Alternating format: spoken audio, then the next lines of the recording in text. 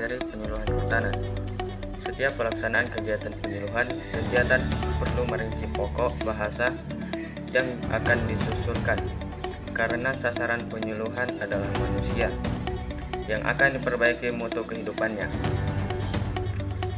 Usaha tani bukanlah sekedar kegiatan bertani untuk menghasilkan suatu produk, tetapi merupakan suatu sistem produksi yang memadukan unsur-unsur manusia sebagai pribadi pengelola dan sekaligus juru tani. Telaah terhadap pokok bahasaan yang diperlukan dalam kegiatan penyuluhan kehutanan misalnya ternyata menghasilkan beberapa pokok bahasaan berikut ini. A.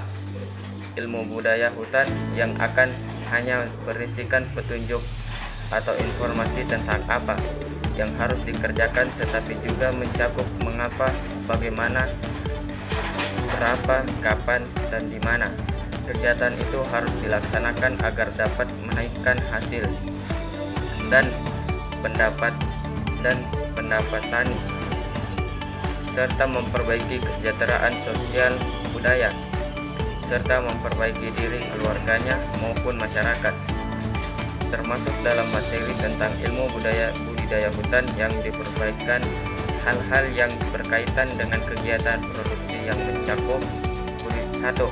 Budidaya tanaman, 2. Pemilihan benih atau bibit unggul, 3. Perlindungan tanaman termasuk ancaman kebakaran hutan, 4. Penggunaan sarana produksi. B. Ilmu ekonomi kehutanan yang terutama diarahkan kepada perbaikan pengelolaan usaha tani yang lebih efisien agar dapat lebih memberikan manfaat ekonomi, pendapatan, keuntungan yang lebih tinggi, termasuk dalam ilmu ekonomi kehutanan adalah 1. Pengelolaan usaha tani, 2. Ekonomi produksi, 3. Pemasaran hasil kemitraan usaha, 4.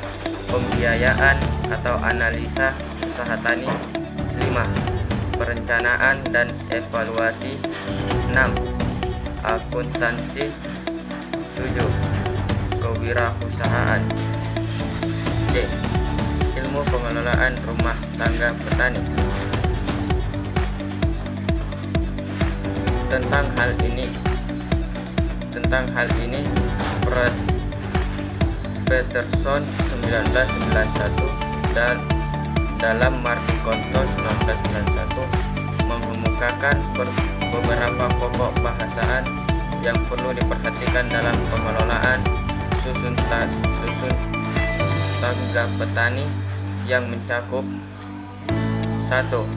Pengelolaan tentang makna dan hubungan antara usaha tani dengan ekonomi rumah.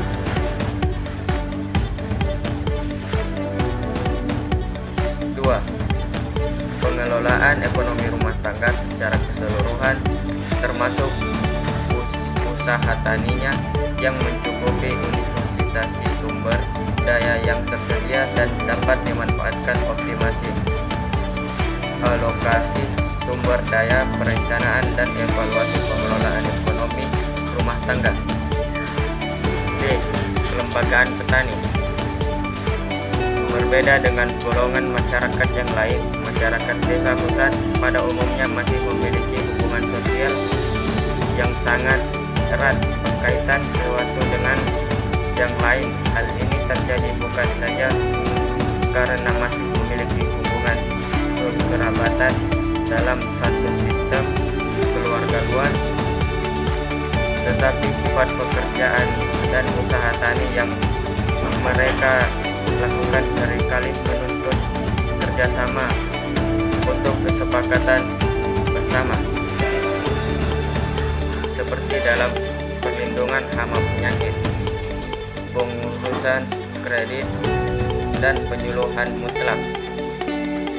Untuk diperhatikan hal-hal ini yang berkaitan dengan kelembagaan petani khususnya dan menyangkut dinamika kelompok dan kepemimpinan kelompok tani. E. Politik pembangunan kehutanan. disampaikan pokok-pokok bahasan yang telah disebutkan di atas.